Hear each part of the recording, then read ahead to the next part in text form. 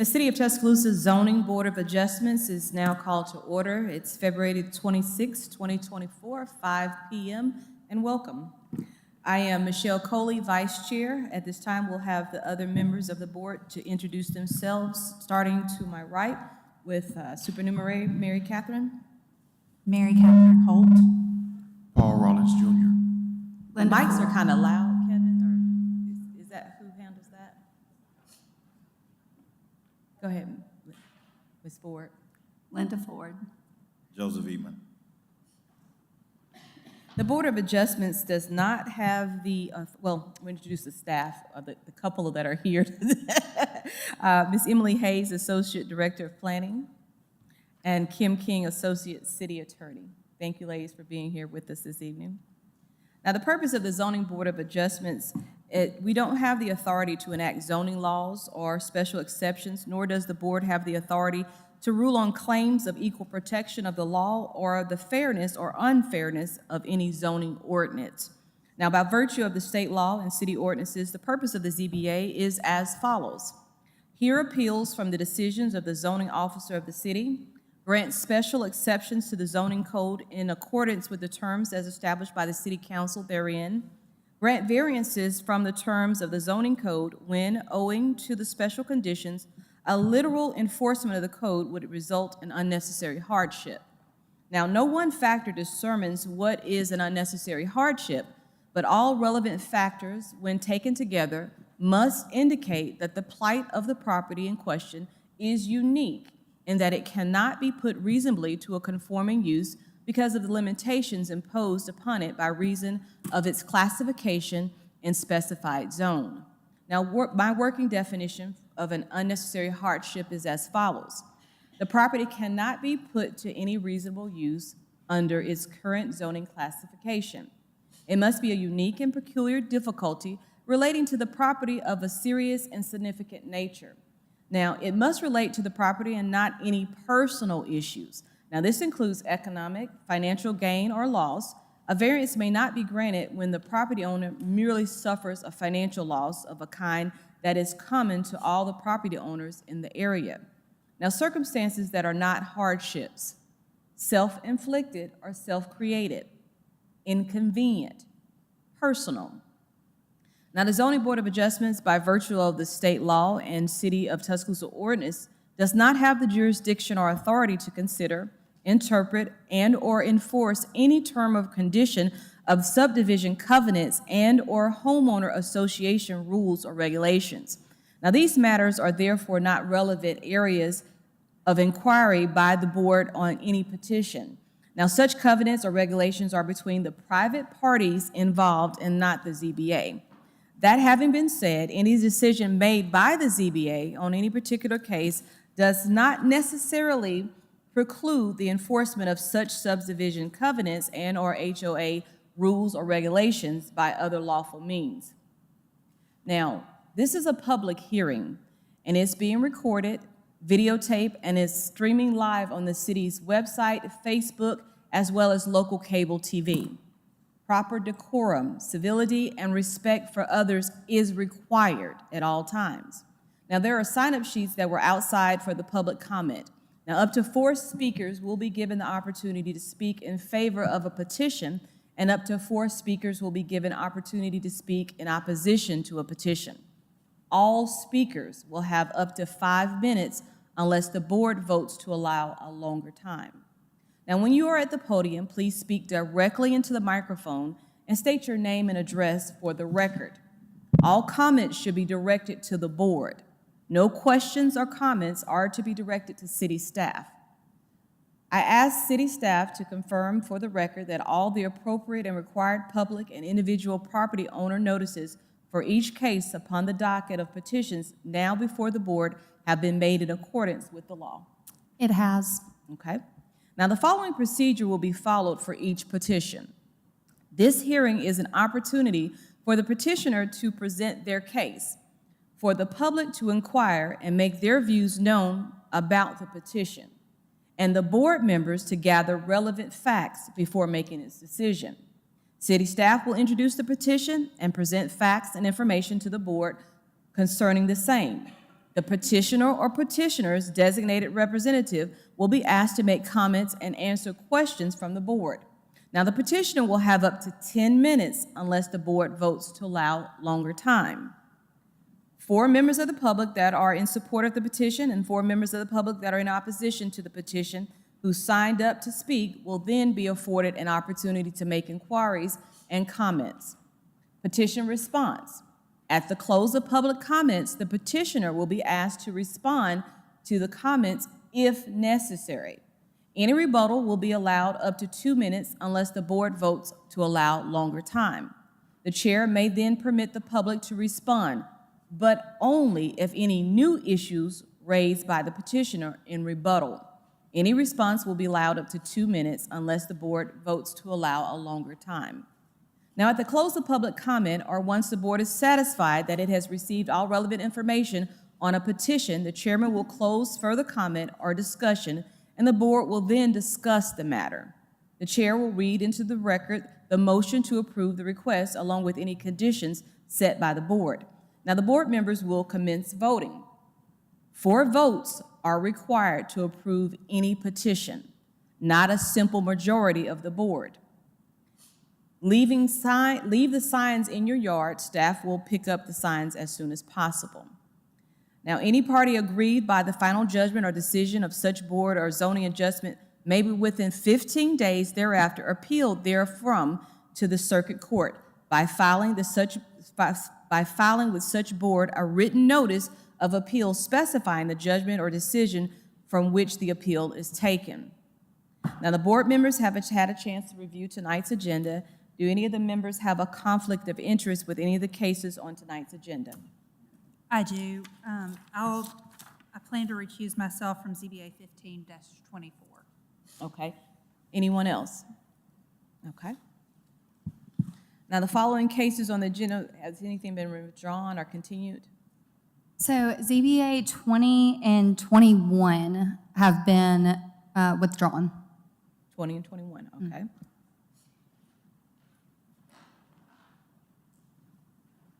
All right, and so now we're going to go into the synopsis. You have the meeting synopsis for approval. So those are the minutes we're going to go ahead and approve. So it was for a synopsis from last month's meeting that didn't get sent to y'all, so we can just wait until next month to do that. Okay, so we don't have anything to approve on that. All right.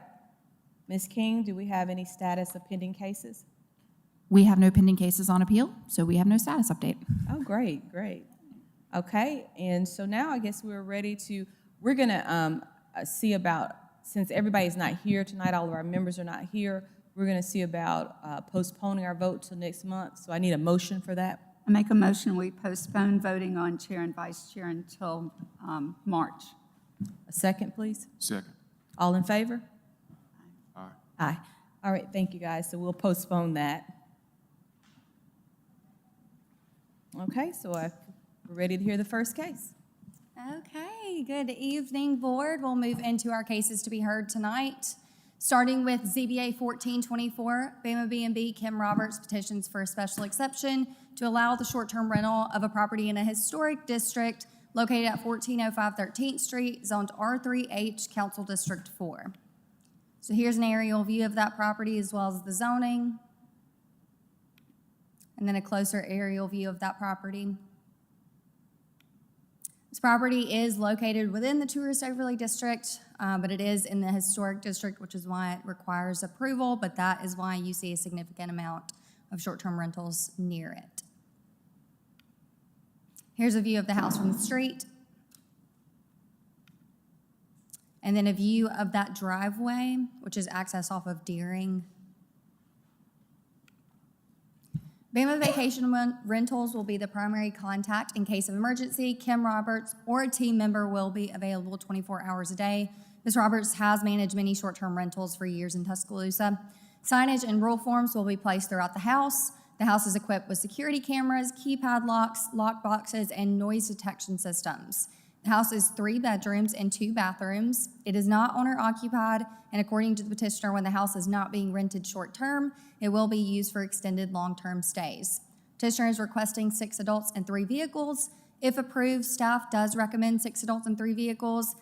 One, it was recommended by our engineering department, if it is feasible for a vehicle to fit in that garage, they recommend that that be used in that way. Do you have any questions for staff? No questions? We did receive 2 comments in opposition that were forwarded to you. Thank you. All right, Ms. Roberts? Hello, I'm Kim Roberts with Bama Vacation Rentals. This property is owned by a family from Arizona. They have a son here in school, so they come back and forth a good bit. They'll be using the house as well, but it's intended to be used as a short-term rental most of the time when they're not here visiting. It's been completely renovated by this family, so it's been updated and looks really nice. Can I answer any questions? We do manage the house right next door to this one also.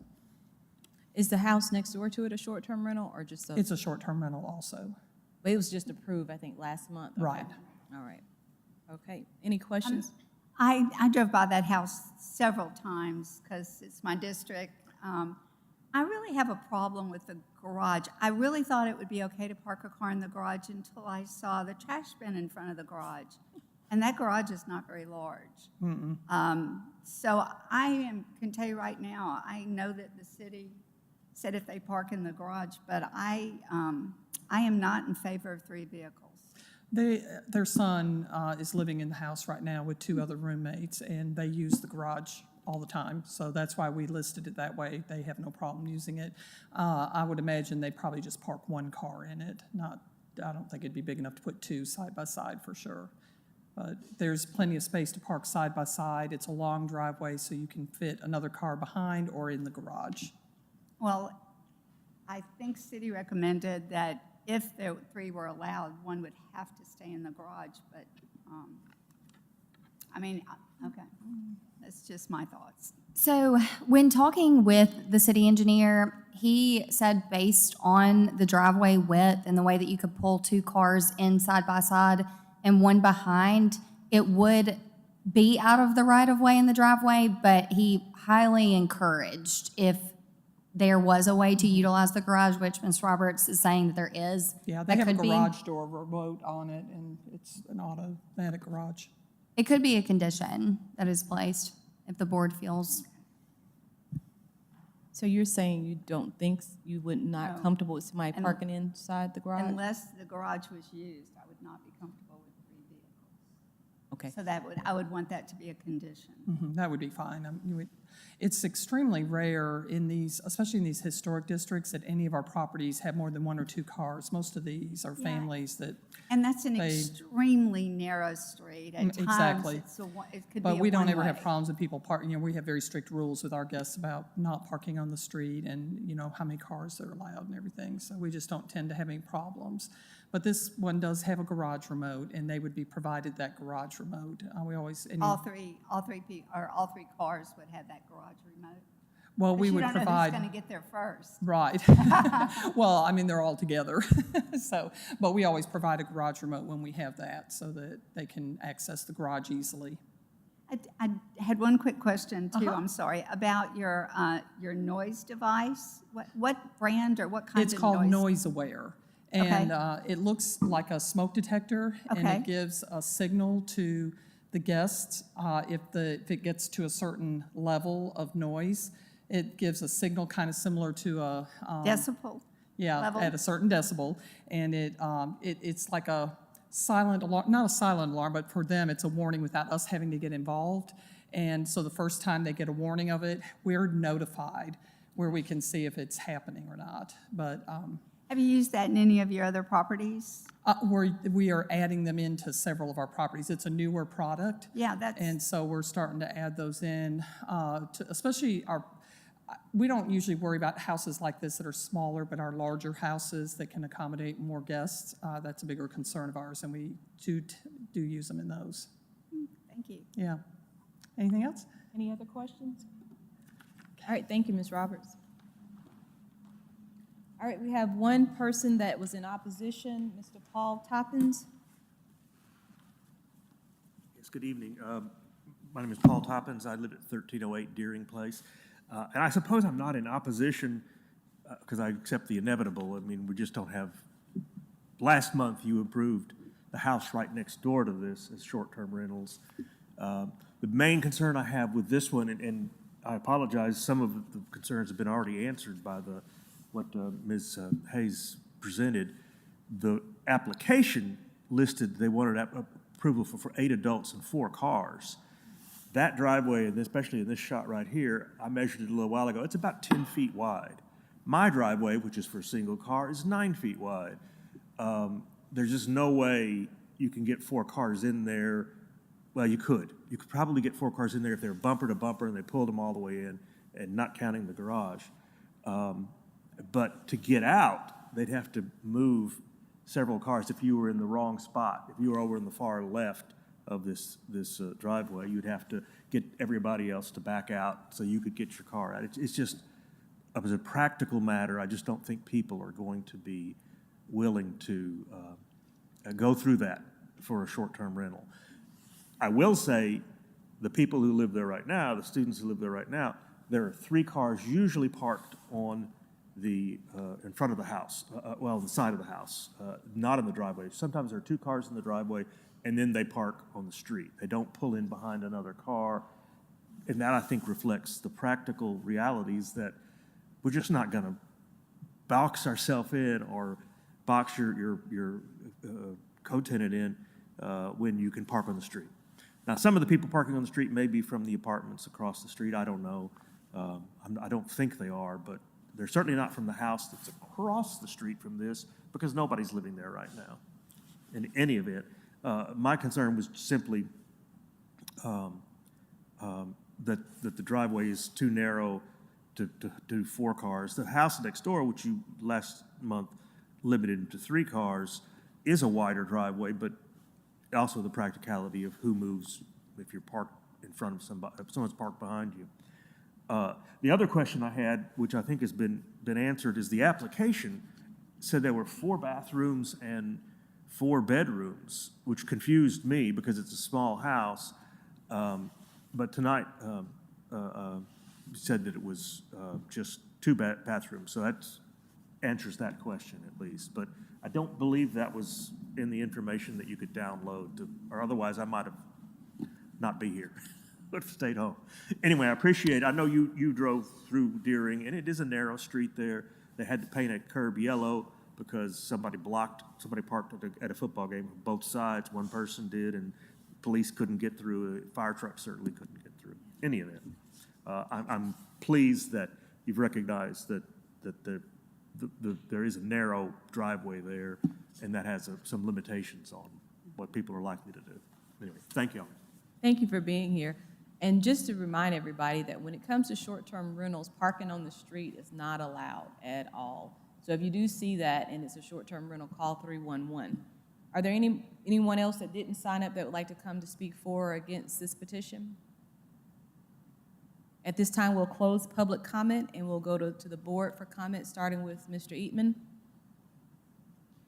I think with the condition of the use of garage, and 6 adults, 3 cars, I'll be in favor.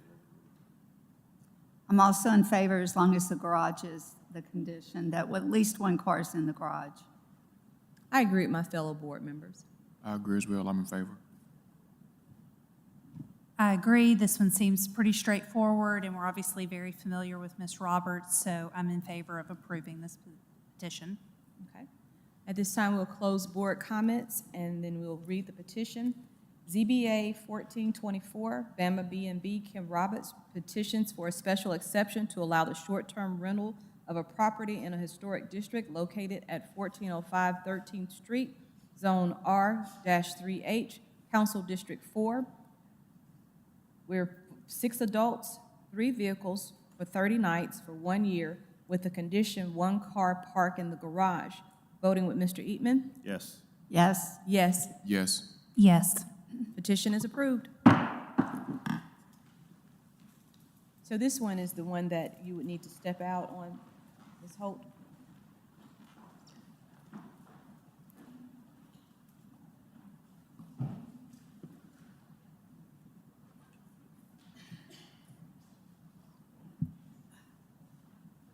So just so everybody understand, with Ms. Holt stepping out, that leaves 4 voting board members, and it would need all 4 of us to vote for an approval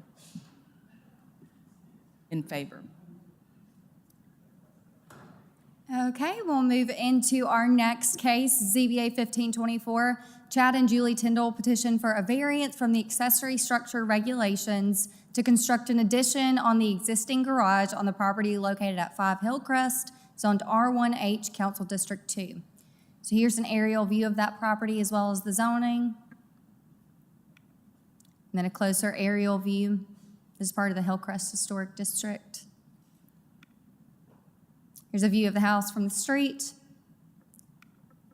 The applicable regulations, accessory structures are limited to approximately 600 square feet or 40% of the principal building structure, whichever is more.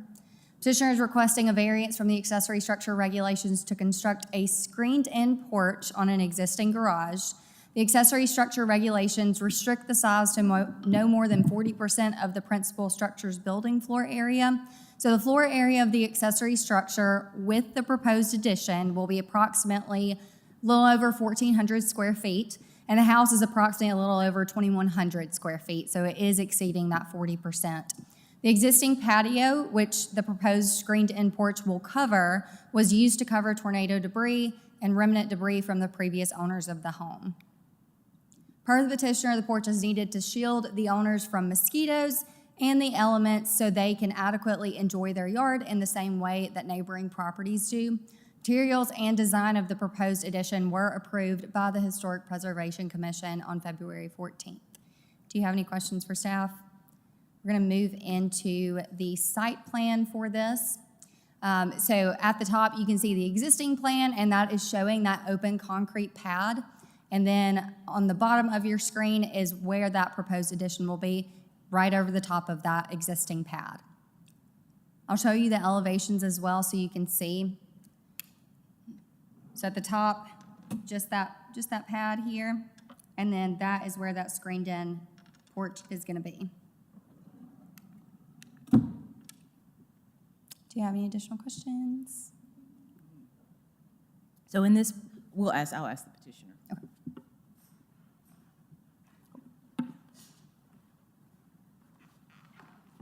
So you signed up to speak in favor. I did sign up to speak in favor of it, yes, thank you. Did you have a question before? No, you go ahead Okay. and introduce Good, yourself. yeah, And so this is part of our. Mr. Tidda, would just introduce yourself and an address for the record. Yes, sorry, Chad Tyndall, 5 Hillcrest in Tuscaloosa. So we have lived in this house for about 2.5 years. This is part of a yard improvement project that we've had ongoing. When we moved in, there was still a large portion of the yard that had bamboo. In fact, you can see it in that overhead shot. It kind of infested the entire neighborhood. And this particular spot was the remnants of an old driveway, some tornado debris, including broken glass, and an old fire pit. We tried to clean it up as much as possible, eventually had to cover it with a patio. The patio is on the south side of the garage, so it's the farthest point from the road. There's still about 100 feet plus of yard left behind it. But it's on the south side of that garage, so it faces the sun all day. It has no shade because the bamboo was removed. So that's the purpose for the request. I would emphasize, in looking at the rule, I understand the size limitation of the existing garage, which has been there since the 1940s. Less than 600 square feet of that is within walls, and those have kind of the old raised doors. About 600 square foot of it is a carport in the front that's open on 3 sides. And of course, this would be open except for a screen on the back. So we're not seeking to add any livable space beyond kind of yard enjoyment space. Again, as far as the hardship aspects, this was bamboo that had infested the neighborhood that people have ripped out, and I've dug out myself and poisoned.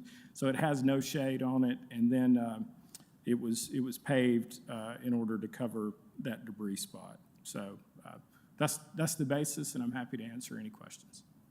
Any questions?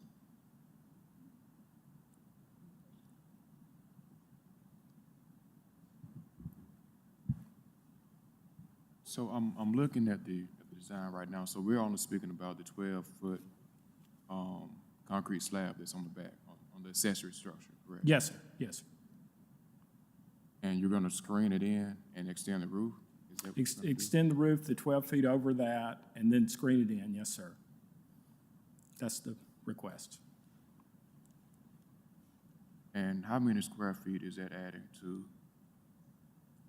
once you screen it in?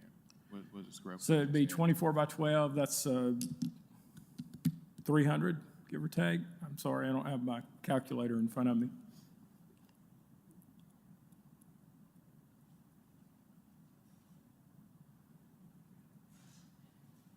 And again, we wouldn't be walling it in, it would just be to cover it with a roof and screen it. Ms. Hayes, can you go back to the one more? That one.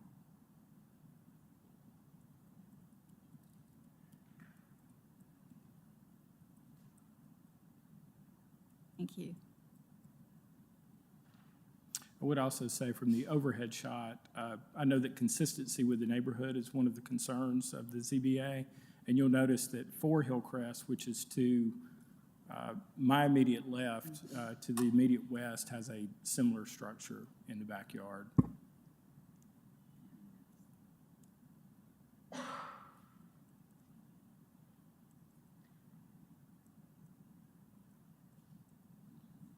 So the hardship here is that the garage is already non-conforming since 1972 ordinance. It doesn't conform.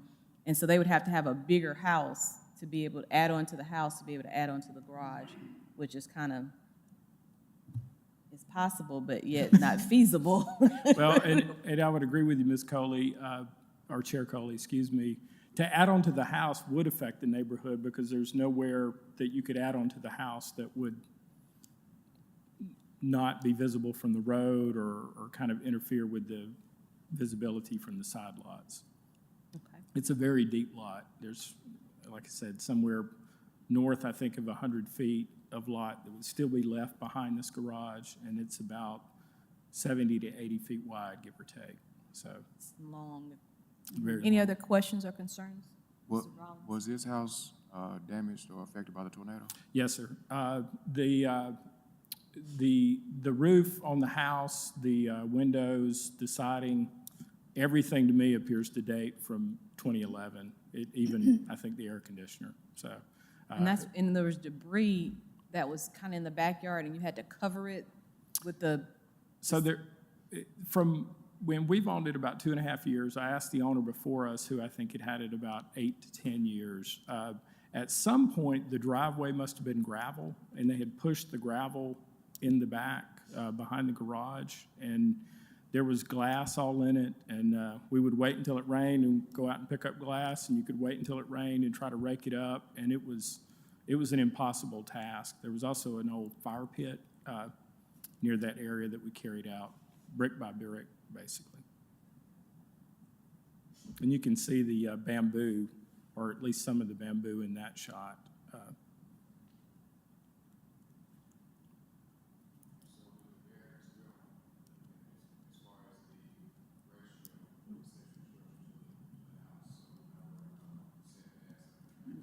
No, it meets all the required setbacks, the 60 feet from the front lot line as well as the 5 feet from the side lot line.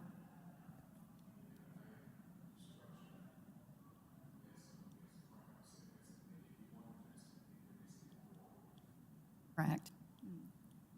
Yeah, we're now on the city walk, so the front yard's been cut. any other questions? All right, thank you, Mr. Tindall. Thank you. Is there anybody in the audience that'd like to speak for or against? Okay, so we'll close public comments and now go to board comments, starting with Mr. Eatman. I do see the uniqueness of this situation. It doesn't impact any of the neighbors, or anything in the neighborhood, so I'm in favor. I'm also in favor. I've had to deal with bamboo. Not that that's really a hardship. Well, it can be a hardship. But under the circumstances and considering the effect the tornado had, and it doesn't appear that you can clean it out. You could have cleaned out any of that. debris. I think it's a good addition to the house. I think it will improve. I don't see that it's detrimental at all to the neighborhood, so I'm in. I as well as I am in favor. I like bamboo though. I think it looks nice, but I guess it's not nice. But I do see the hardship here in that, you know, adding on to the house to make it bigger just so you could add a screened-in porch doesn't make a lot of sense. And the garage is not much you can do there. So I do see, and I'm in favor of approving the variance. I agree with my other board members. I'm in favor. Okay, we'll close board comments and we'll read the petition. ZBA 15-24, Chad and Julie Tyndall, petition for a variance from the accessory structure regulations to construct an addition on the existing garage on the property located at 5 Hillcrest, Zone R-1H, Council District 2. Voting with Mr. Eatman? Yes. Yes. Yes. Yes. Petition approved.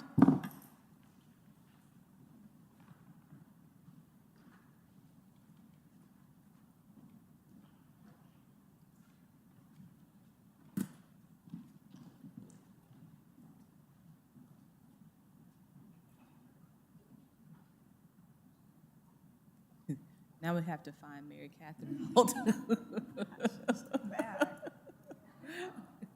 She refused herself. She went home. She went home.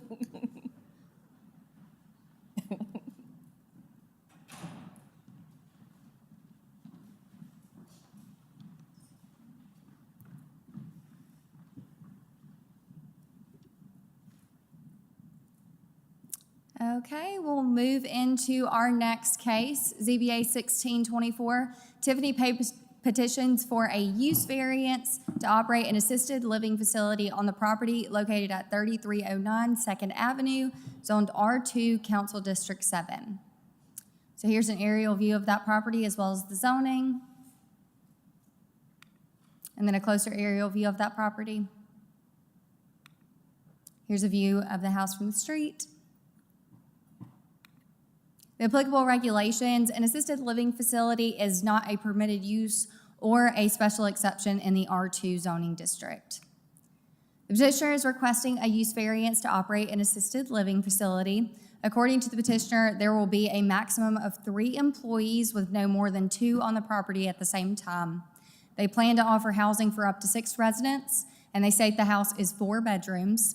Petitioner states the residents' families will be restricted to specific visitation times to avoid traffic issues.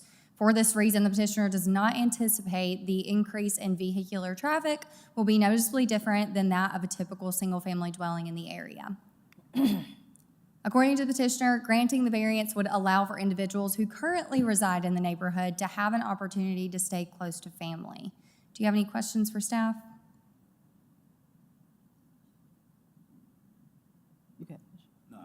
No. No questions, thank you. Ms. Page?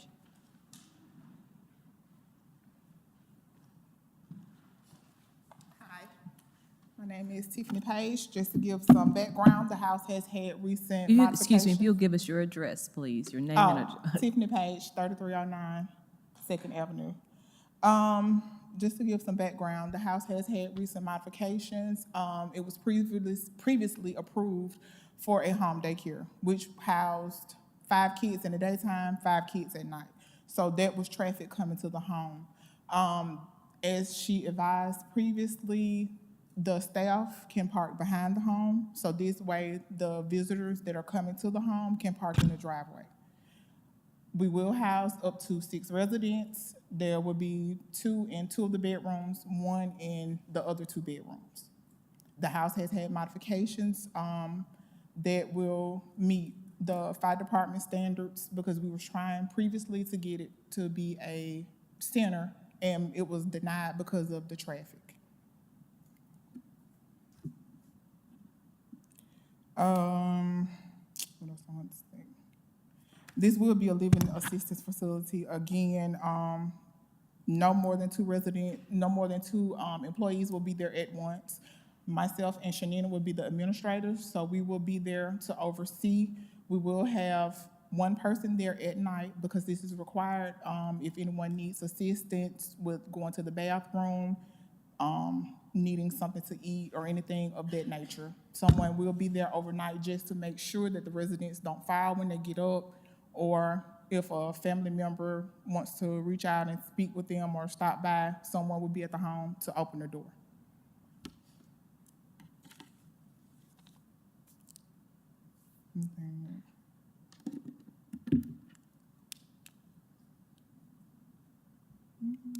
And that's all I have. Okay. Any more questions? Any questions for Ms. Page?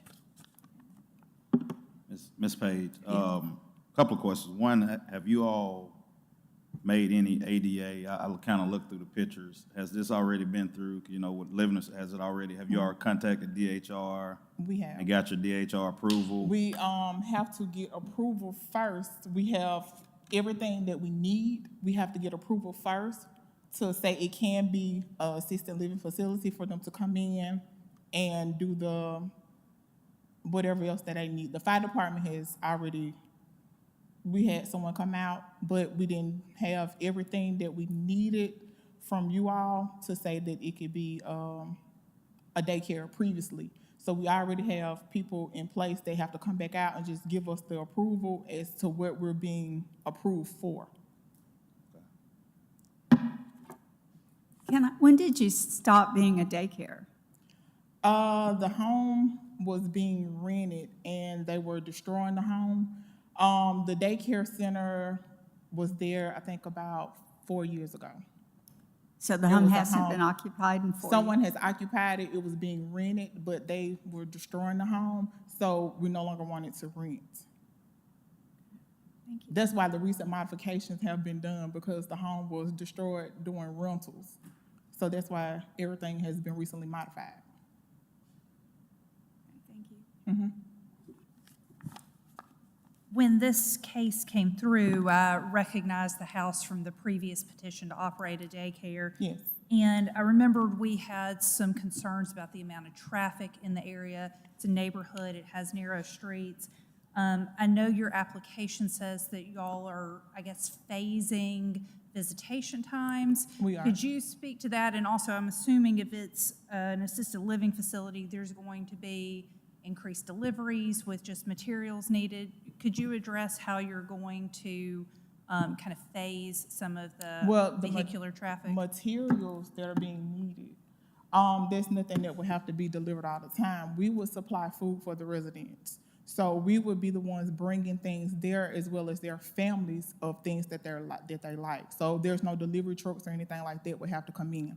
Now, initially setting up, we will have to get beds in. The families can either bring their own furniture or we will provide it.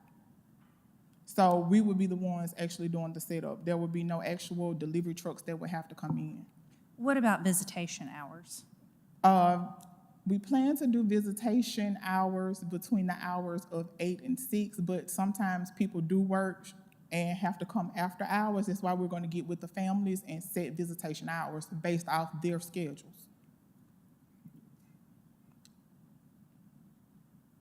I do have one question for city staff. Is that the normal process where we approve it and then DHR comes in? We have to approve it and then DHR? Before DHR comes in and assesses the home? We have written in our code for daycares specifically that DHR licensing is required prior to the special exception. We don't have that in the code for assisted living facilities. So there isn't anything that requires them to do that beforehand. What you could do, though, if that's a concern, is you can certainly condition any kind of approval if you were to approve it upon getting approval. And I thought it was DHR, it's actually the Department of Public Health. But they would be, certainly look at, if you're going to approve it, conditioning it on approval from the Department of Public Health. So, Ms. Page, when you're thinking about, you said it's a 4-bedroom home? Yes. I have concerns about 6 seniors being in, or assisted living, anyone who would need assistance. Double occupancy in a room, that seems like that's going to be a lot in that scenario.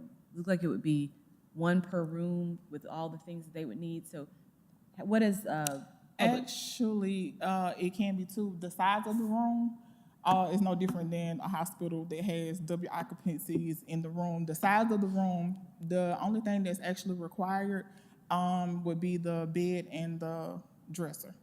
That's actually all that is required. Of course, we will have televisions, but the size of the room, the only size of the beds would be either a hospital bed or a regular twin-size bed. So the rooms could hold what is needed. For the residents that are gonna be housed there, I know before it was a daycare center, so we had children, but for the residents, are they just, elderly? Or are they someone that may have mental issues? What The what's living criteria? assistance, we're doing for people that are able to do for themselves that can't live alone. So it's more or less people that are still up and about, but can't stay at home by themselves at night or during the day. It's not as much as required as a nursing home. That's why at night there will only be one person that would be there just to assist the residents. Some need assistance with getting up, going to the bathroom, things of that nature.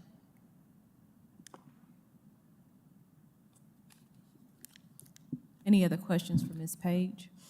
I was just wondering, your request says that the variance wants to be allowed for people who currently reside in the neighborhood.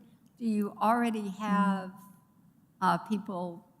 It would be a benefit to the people that are currently in the neighborhood that would need living assistance if needed. That was just saying that it would be a benefit to those people in that area if So you the haven't- time comes and they need it. You haven't identified the 6 people, or if We you were haven't to. identified the 6 people. Okay. We do actually have a possibility of 2 already, but we haven't identified all 6 people. And the house has 2 full bathrooms, The house actually has 3 bathrooms. 3 full bathrooms? Thank you. Do you operate any other assisted living facilities, or would this be the first one? Yeah, this will be the first one. I have a question for staff. Since the previous petition was denied, and I guess part of the reason for that was just the increased traffic of offering a daycare, is there a way to add a condition on this similarly that how we approach the short-term rentals, where we have a certain number of parking spaces, a certain number of vehicles, so that if there is a burden on the neighborhood, that this can be revisited?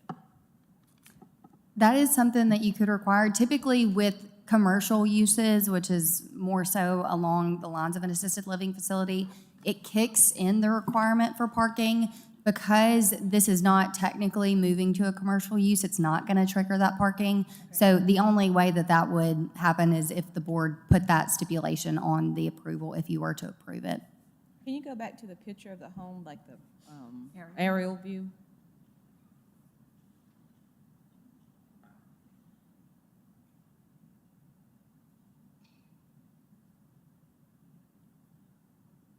I have a question for city. With the employees parking on the back, I know oftentimes, it may be a requirement that where the cars are parked, that is paved or gravel or something like that. Is that something that we need to visit in this situation? That could be something that the board puts on the approval. Is any of this paved, like around the back part of the house? No, the driveway is paved up to a certain part behind the house, but that is it.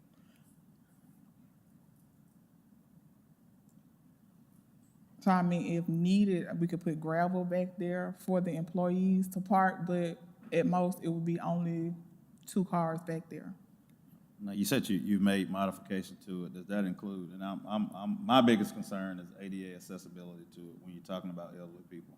Have any upgrades included? I know with the fire department, you're gonna have a sprinkler system put in. I know with ADA, you're gonna have to have, a ramp put in. Have you all already done that? Have you considered that? Have you I mean, considered the we cost have of the that? ramp. You already have a We ramp? have a ramp on this, on the side of the home. We have a ramp.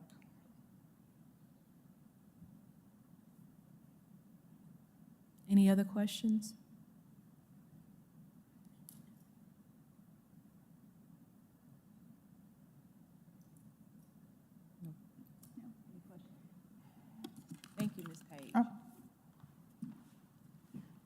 We don't have anybody signed up, but is there anybody in the audience that would like to speak for or against this petition? Okay, at this time, we'll close public comment and start with board comment. Mr. Eatman? I do have some concerns about this. I really wish, it could be a Department of Public Health issue first and then come to us, but I understand we've got to look at it first. That's my biggest concern when you're talking about assisted living, is ADA accessibility, sprinkler system, things like that I know this house will need in order to operate.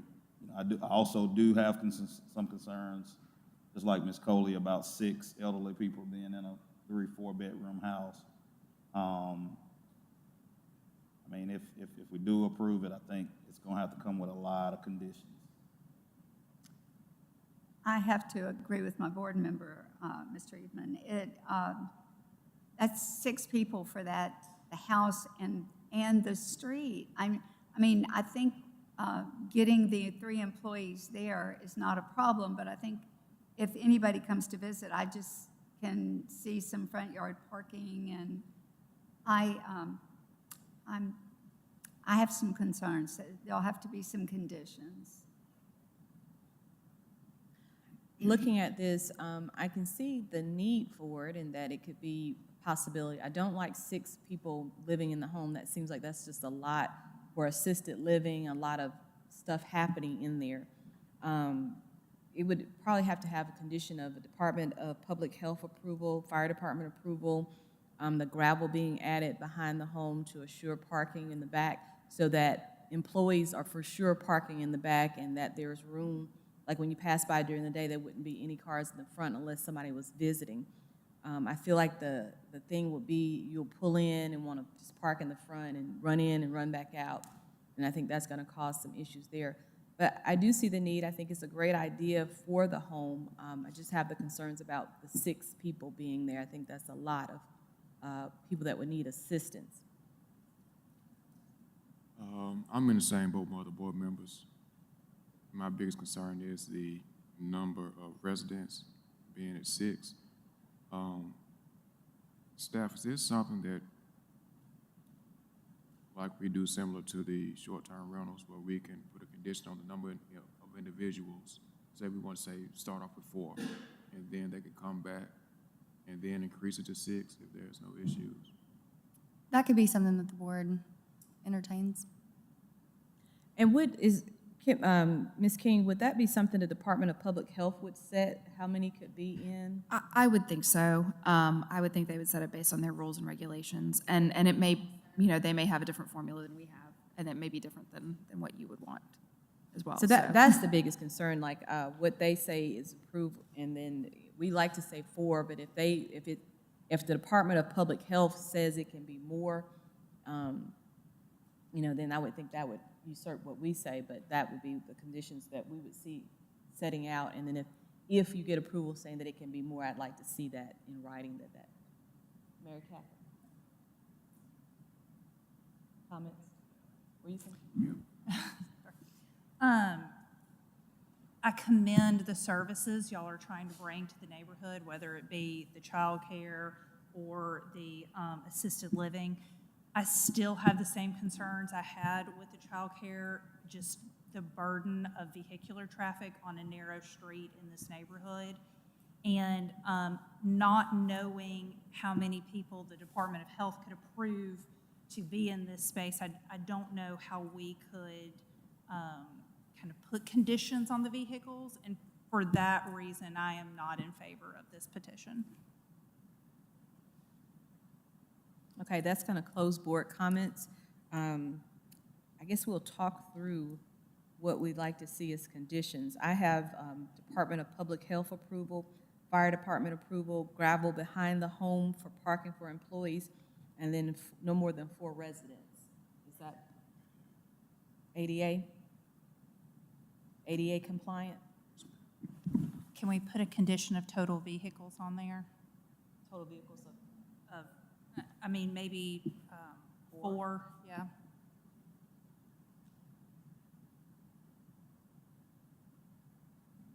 I would say 2 staff parked in the back, and that would leave the opportunity for 2 visitors. Okay. Well, looking at the driveway, I know that there are times that we would do a tandem, 2 side by side, and then 1 behind, so that would be a 3, and then 2 in the back for the And maybe that depends on how much gets how much gravel. gravel is they added. put, so that would determine, so 5, I would say 5 vehicles to be fair, that somebody 2 behind and then 1 pull out, that kind of thing. With 2 in the rear. 2 in the rear of the house and 3 in the front. Any other conditions? Okay.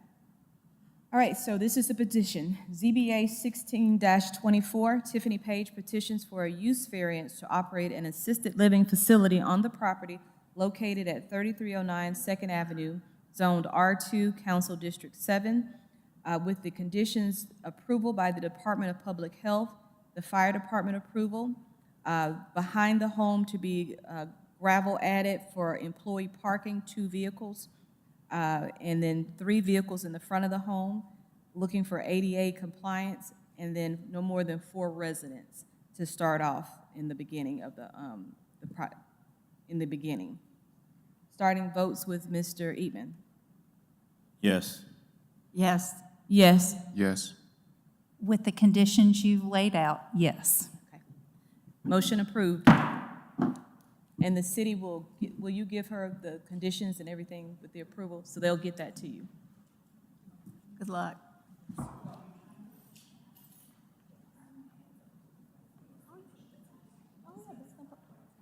No problem at all.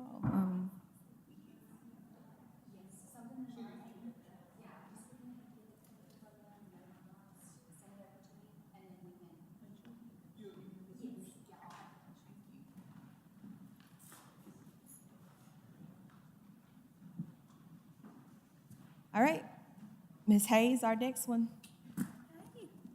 Moving on to our next case, ZBA 1724, Mike Gray, Southern Brew petitions for a variance from the site element regulations to allow a dumpster between the building and the street on the property located at 402 15th Street East, zoned MX3, Council District 4.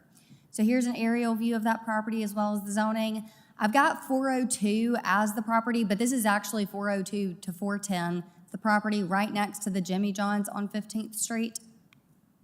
So do we need to note that in the petition? It's fine. That's something as they're going to, or actually they just last week were approved for a subdivision to remove all those lot lines. We'll likely stick with 402 as the address, but if the board feels a little bit more comfortable about having 402 to the 410, you can add that in there. Okay. So here's a view from across the street. It's just a vacant lot today. It's been vacant since the tornado. And then the Jimmy John's right next to it. Applicable regulations, section 24296 site elements does not allow for garbage or trash receptacles to be placed between the building and the adjacent street. It also requires the garbage receptacle enclosure to adhere to the requirements, the material standards in these regulations. So the petitioner is requesting a variance to allow a dumpster to be placed between the building and the street. The proposed commercial space will be placed on the eastern side of the lot. Due to the unique shape of the lot and the double frontage along Cedar Crest and 15th Street, the developer is unable to place the dumpster in a conforming location. Per the petitioner, placement of the dumpster in an area other than the designed would make the site unusable for the business, as it would either violate the setback requirements or eliminate multiple parking spaces. The proposed dumpster enclosure will meet the material standards for the district, and additional landscaping will be used to surround the enclosure per the petitioner. So here is a site plan. As you can see, here is that proposed building, and then here's where that proposed dumpster enclosure will be. It is between the building and Cedar Crest. It's not gonna sit really too far, maybe a tad bit in front of the proposed building, but either way, because of the unique shape of the lot, there really is no other place that they could put it that would meet that requirement. Do you have any questions for staff? No, thank you, Ms. Hayes. Mr. Gray?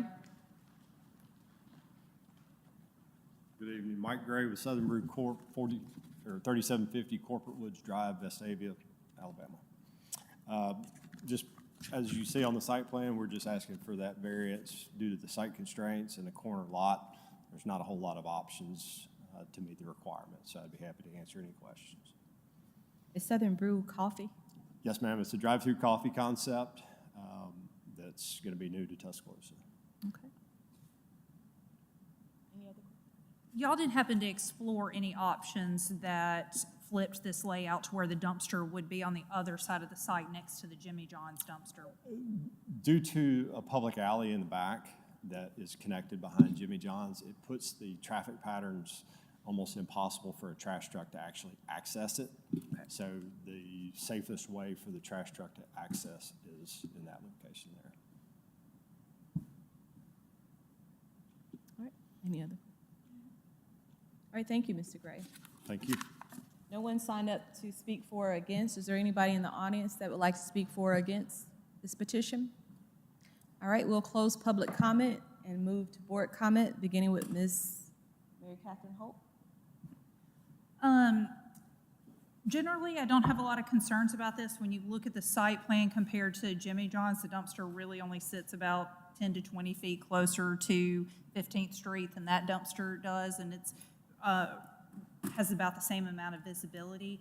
So I don't have any concerns with the layout, given that they considered kind of the safest way to access that dumpster. I have no issues with it, but for clarity, is this variance coming for us based off of the dumpster facing 4th Avenue or 15th Street? It's because it sits between the building and 4th Avenue. Yeah, with that being the case, I have no issue with it. Since it is a corner lot, I can see the hardship. I agree with my fellow board members. I also agree. I have no issues with it. I agree with my fellow board members. I have no issue. And I do want to say I appreciate the landscaping, the additional landscaping. We like landscaping. We like landscaping. All right, we'll close board comments, and I'll read the petition.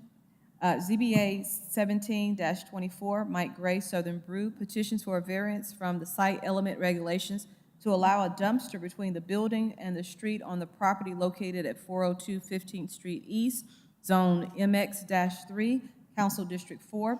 Voting with Ms. Mary Catherine Holt. Yes. Yes. Yes. Yes. Yes. Petition approved.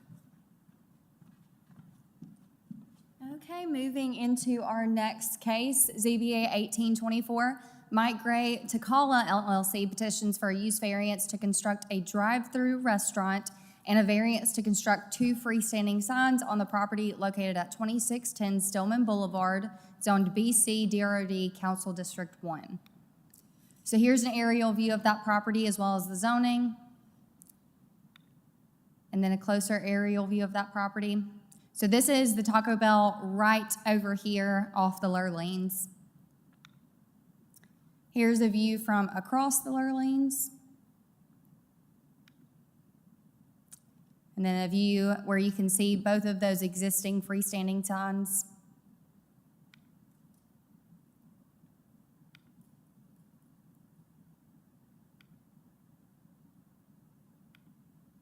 The applicable regulations, Section 24-229, permitted uses in the downtown riverfront overlay district. Restaurants with a drive-through are prohibited except for between the lanes. And then in addition, permitted and allowed signs, freestanding signs are prohibited in the BC zoning district. Petitioner is requesting a use variance to allow a drive-through facility in the downtown riverfront overlay district. Petitioner is also requesting a variance to allow 2 freestanding signs to be constructed in the BC district. Taco Bell has operated on this site for 19 years, and per the petitioner, the company recently renewed their long-term lease for another 25 years. So this Taco Bell was built prior to the establishment of the downtown riverfront overlay district, so that's why it was allowed and it was considered a non-conforming use. However, national standards for the chain have been updated recently, and so in order to meet those standards, the building requires significant upgrades. Petitioner is proposing to demolish the building and rebuild in a similar footprint, but construct a wider drive-through lane that would allow for improved site access that will ultimately aid in traffic flow. Petitioner also states the placement of the new building would allow for additional landscaping, buffering, and accessibility from the neighborhood. Proposed monument signs will replace the existing pylon signs, and the petitioner does state that they believe these monument signs will be more aesthetically pleasing. The proposed signs will be approximately 8 feet in height, 9 feet in length, and 3 feet wide. So I'll show you, this is that existing site plan as it is today with that single drive-through lane.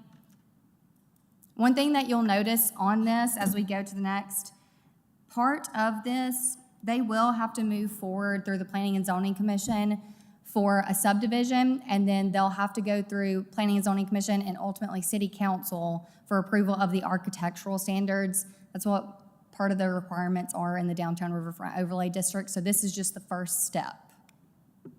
So moving into that proposed site plan, this is after, if the subdivision is approved, expanding that parking area and then creating the double drive-through here.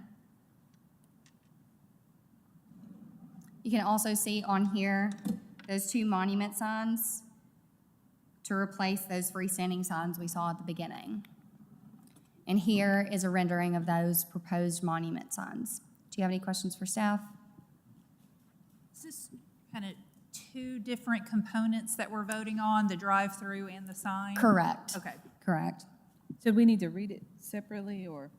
If you were leaning towards Oh. denying one or the other, I then got you. yes, but if the board moves towards approving both, you can read it as one. Okay. There are currently 2 signs there now.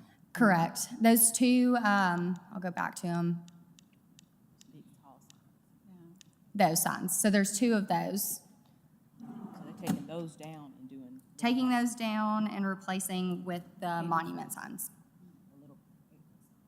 So as far as overall height, will the height of the signs change? They'll be, so those are probably 25 feet tall. The proposed monument signs are going to be about 8 feet. It won't obstruct any view when you're driving, though. It will not. All right. Any more questions for city? No. Thank you, Ms. Hayes. Mr. Gray? You're gonna put your Takala hat on now. Mike Gray, different companies, same address, 3750 Corporate Woods Drive, Vestavia. Anytime you're on a corner lot, you've got some challenges. Anytime you have 3 facing streets, you've got even more. So both between franchise requirements and then long-term leases, we are going to be forced to do some type of action on this building in this calendar year. So what the brand requirements and then also just meeting the needs, what we've done is looked at acquiring the piece of property that was pointed out by Ms. Hayes, and then we are looking at bringing up to standards of today, and with an existing drive-through restaurant for almost 20 years now. Really, we're not asking for anything other than just to continue doing what we've been doing. From our perspective, it's much better to get us a little bit further away from Lurleen, add some landscaping, add a little bit more buffering, and then also accommodate the traffic as it has typically routed through that lot over the years. Any questions? I do. And this is just out of curiosity. Were the parking spaces that were there before, were they adequate?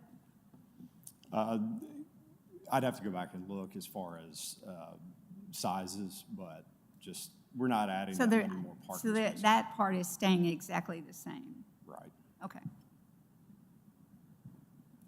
So I will just make a quick note. The existing parking spaces do not meet our current standards for landscaping. So that was something that we worked with Mr. Gray on to make sure that we're not exceeding the maximum of 12 consecutive spaces. In the lot that you're looking at purchasing, there are some established trees there, right? Would those have to be removed to fulfill the parking needs? We'd have to look, but that's about a 20-something foot offset from the property line, so anything that's established that's beyond those limits would stay. And part of the other aspects of this lot are there are some street trees, especially along our northern property line, that are going to have to stay, and sidewalks have been built around that and stuff like that. So those would, of course, stay, and then we have to maintain those two existing access points. Any more questions, Mr. Gray? All right, thank you, Mr. Gray. Thank you. We don't have anybody signed up for or against. Is there anybody in the audience that'd like to speak for or against? Okay, we'll close public comment. Go to board comment with Ms. Mary Catherine. I think because you've been doing business in this area at this location for so long, I don't have any concerns with the plans for the drive-through in this area, and welcome, kind of the upgrades to the site. I do have some concerns with the signage, just because I don't know if that is necessary to keep operating. Obviously, you need the building and you need to upgrade the drive-through, but I still have some concerns on whether I think approving the signage is appropriate. I'm in favor of both variances. With this being a unique layout, facing 3 streets, Lurleen, Wallace, Stillman Boulevard, and 8th Street. I can see the hardship, and actually I'm glad to see the signs as far as overall height coming down from the 25-foot signs that we're used to seeing all over downtown. So I'm in favor. I agree with Board Member Rollins. I see this as an improvement, an investment that I know you have to do it because of corporate, but just the fact that you're doing it, I think it's going to improve downtown. I think it's going to, double lanes for sure is going to be a big help, because once you're in that single lane, there's nothing you can do. So I'm in favor of it, the signs, and in favor of the building. I think it's an investment, and we appreciate you guys signing a 25-year lease, continuing lease. We need the business downtown. I also have to agree, what a challenge. But I think it'll be an overall improvement. I drive that street several times a day, and I think I'm in favor of this petition, both variances. I agree with my fellow board members. Also in favor of both variances. Okay, we'll close board comment, and I'll read the petition. ZBA 18-24, Mike Gray, Takala LLC, petitions for a variance to construct a drive-through restaurant and a variance to construct 2 freestanding signs on the property located at 2610 Stillman Boulevard, Zone BC, Droid, Council District 1. Voting with Mary Catherine. Yes. Yes. Yes? Yes. Yes. Approved.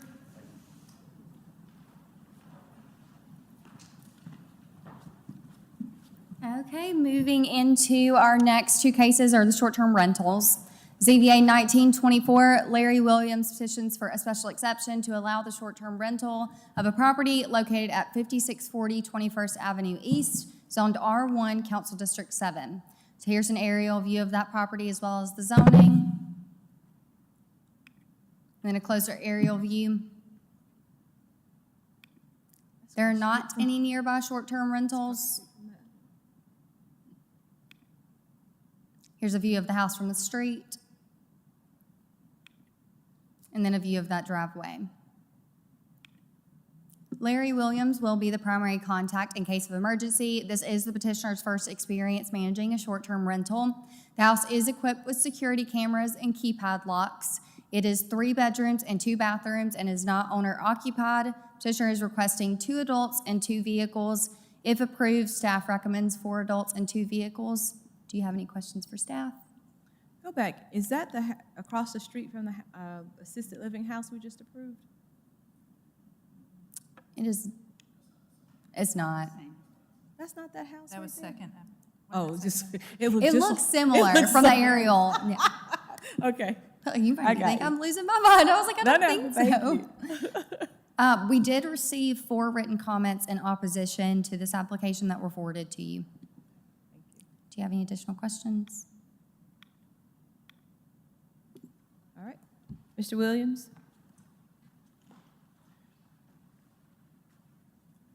My name is Larry Williams. I live at 5619 21st Avenue East, Tuscaloosa. Been there 35 years.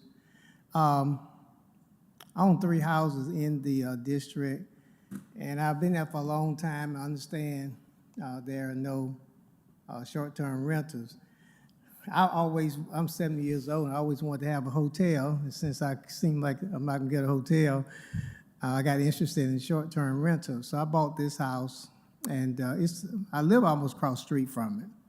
And I decided, since I'm not living in it, that's my house, I'll probably move in because it didn't have stairs as I get older. And I decided I might just apply for short-term rental. I've done long-term rentals. As a matter of fact, I have some long-term rentals now. But I've never done short-term rentals. But I do have long-term rentals in Birmingham. And I've had some even in Tuscaloosa before, too. That's basically, and I understand, that it's regulated.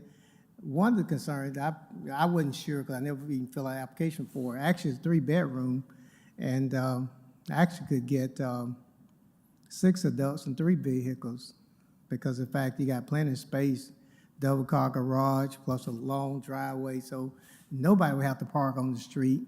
I will be looking at rules that I would have nobody under 21, no partying, those kinds of things, rules I would make that would go into short-term rental. I've never lived in one, my family has, and so I would have rules go along like that, noise control, that it will not affect the neighbors, because the fact that I've lived in the neighborhood for 35 years, been one of the captains as far as neighborhood watch is concerned, so I know all the neighbors, they know me.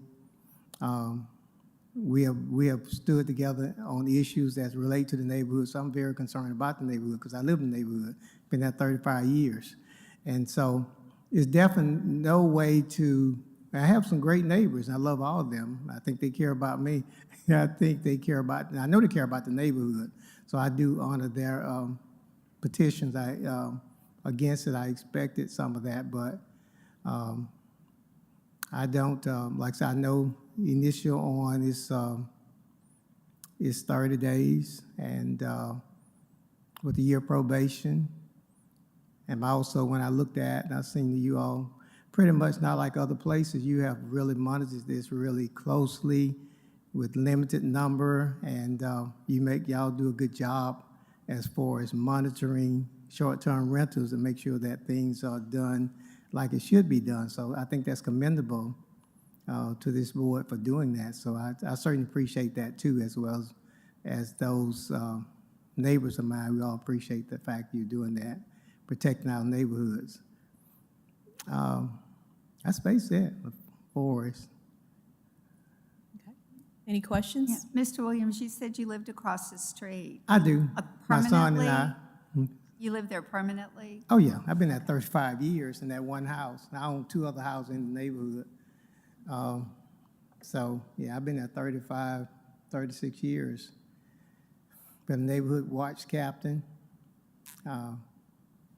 So you will be the point of contact when I'll be I will, and then if I'm not, I'll be there 24 hours. And then I have cameras up on the outside. So if something happens, they will call you? They'll call me. If they can't get me, to get my son, who lives also in the neighborhood also. And the rules will be posted? The rules will be posted in the home? It will be posted in the home, yes, Okay. ma'am. It'll be posted in the home. And plus, when we put it on Airbnb, we'll have the rules on there also. And like I say, I'm going to be very selective about who comes into the house, and just not anybody comes into the house and things like that. So, and definitely not disturbing the neighbors, because we have good neighbors. I like all of them. They like all of me. I've been there, like I said, 35. I'm 70 years old. I've been there. Okay. Any other questions for Mr. Williams? No, not for me.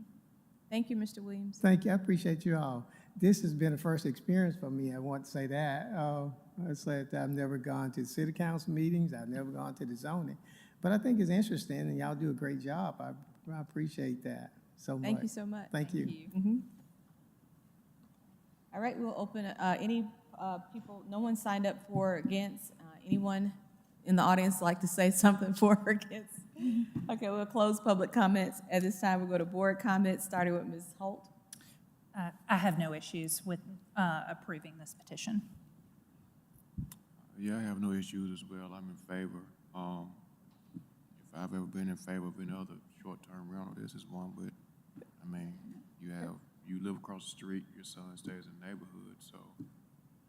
Question for the city is, we have the petitioner requesting the 2 adults and 2 vehicles, but the staff recommendation is 4 adults, so is that what we'll be voting on, the 4 adults?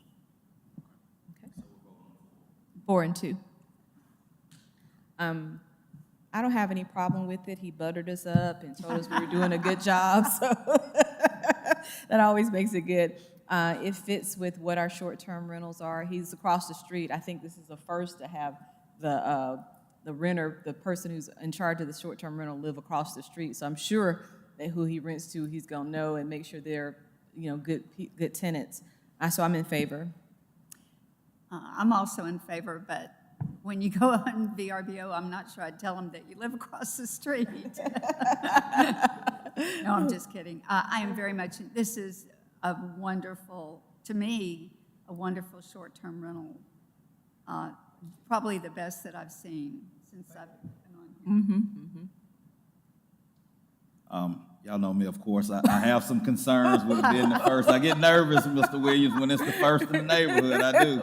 Every time we get one and it's the first in the neighborhood, I get nervous, especially when neighbors have some concerns. But with you living across the street from it, with your son living in the neighborhood, it makes me a little bit more comfortable, Mr. Williams. So even though it's the first in the neighborhood, with you living across the street, I'm gonna be in favor. All right, we'll close board comments. At this time, I'll read the petition.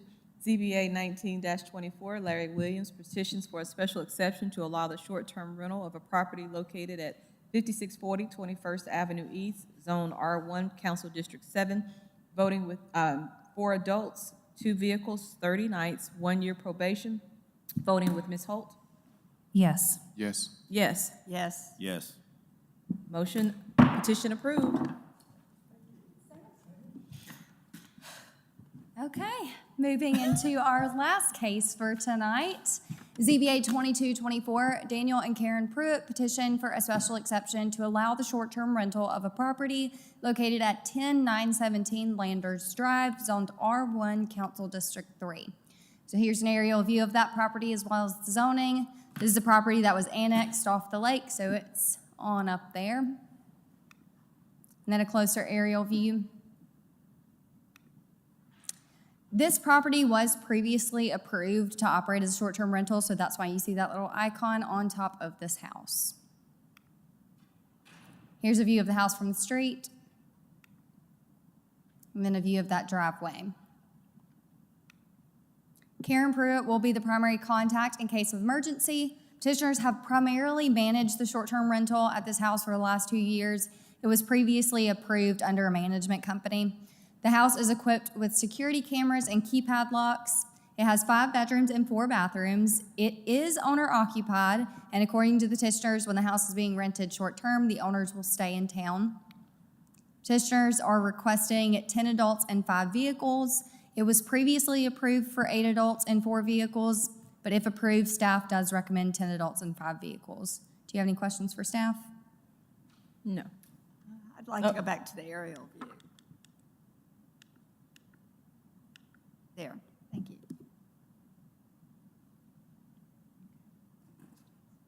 All right, thank you. All right, so Mr. Pruitt, come on down. Good evening, my name's Daniel Pruitt. My wife Karen and I live at 10917 Landers Drive, which is in Northport, but as she said, we annexed in the city 7 or 8 years ago, 6 or 7 years ago.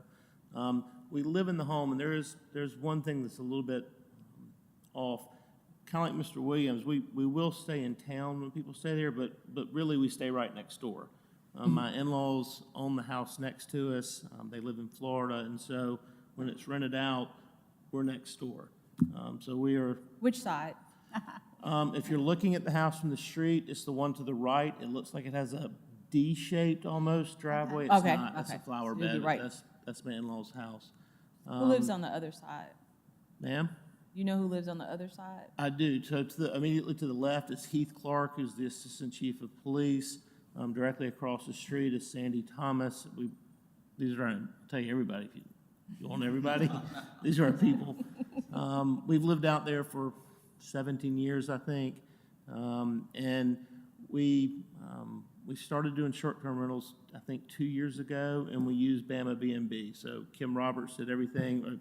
She did this part of it, but my wife, Karen, has primarily managed it. Kim would find the folks, and Karen would take it there. She was the point of contact. We do all the cleaning. It's a family effort. Our now 15-year-old son is all in it, and it's a family effort. I think we're approved, I guess, for 30 nights. We've never come close to that. We're pretty selective. We do a couple of football games and maybe graduation a year. I'd be happy to answer any questions if y'all have them. Did you rent to 10 adults at any time? Ma'am, Did you all rent to 10 adults at any time? do we rent to 10 adults? Yeah, did you have 10 adults come and stay at one time? I think it was previously approved for only 8. Then we only rented. Or did to you have 8. the 8? Did you have the 8 come? Yes, Okay. yes. Any issues? No, because, and some of it was because of the folks that Bama B&B rented from. They also knew we're right next door. The closest issue we came is there was a really nice lady who called one time. She called Karen, called my wife, and was kind of distraught. And we went next door, and there was a wasp. And she had caught the wasp in a bowl, which I don't understand. But that's no, we've never had any issues with noise or anything like that. It's a small street, and it's a street that everybody's kind of out of the way, and it's quiet. I'm much more concerned about once the people leave, I'm much more worried about my neighbors coming and saying, "Hey, what are you doing?" And that's never happened. I got it. So, Any I other don't want to make questions? Chief Clark mad. That was. I was like the chief next door. I'm normally not for 10 and 5. Yeah. But So, since my son went through the police academy with them, I guess. any other questions for No, Mr. Pruitt? I'm- All right, thank you. Thank you. And as there's no one signed up to speak for or against, and unless Kevin has something to say for or against, then we don't have any we'll close public comment. We'll start with board comment. Ms. Holt? Given that this was previously a short-term rental and they've had 8 adults and 4 vehicles there with no issues, I am in favor of approving the petition with the staff recommendation of 10 adults and 5 vehicles. I have no issues. I'm in favor. Mr. Pruitt, I've never said yes to 10. I think that's a party, and I'm like, oh, but because you are going to be next door and the chief is on the other side, the assistant chief is on the other side, I just see this as the one time I'm like you, Mr. Eatman, this is the one time I can say yes to 10 adults and 5 vehicles. Yeah, I am also in favor of it. But I tell you, one other reason I'm in favor of it is the size of the lot. It doesn't look like you're, close to your neighbors, and yeah, I'm in favor. Normally, I'm not for 10. That's a party, but under these circumstances, I'm in favor. I agree with my fellow board members. I'm in favor. Okay, we'll close board comments, and I'll read the petition.